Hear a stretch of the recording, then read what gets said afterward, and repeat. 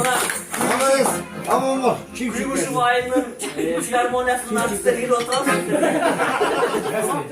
Amtap kelgen, bartap kelgen, bayağı tap kelgen, dayartap kelgen. Jakşı ürünü vardı, bilek kılıp sunum kol kavlan da o zaman da bize izler için. Tamam bakalım. Bol bir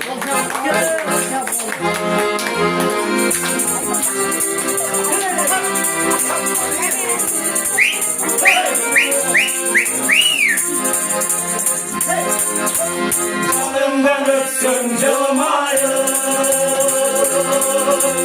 sana ben dinle konuşayım.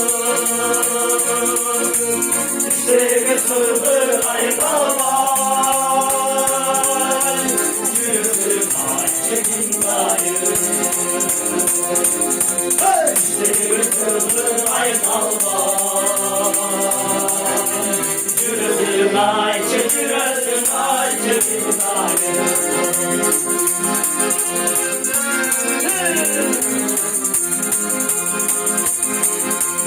Ölümde jakşı görürüm, ömrüm diye görürüm.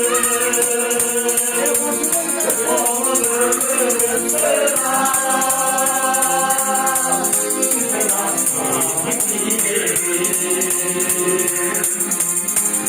Onu görürüm sana,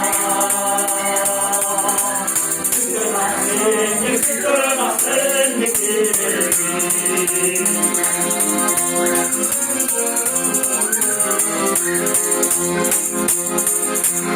Oylanım eyle, bağada,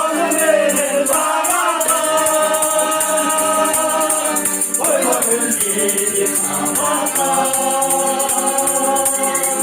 Yılıkır kayıncı dedi,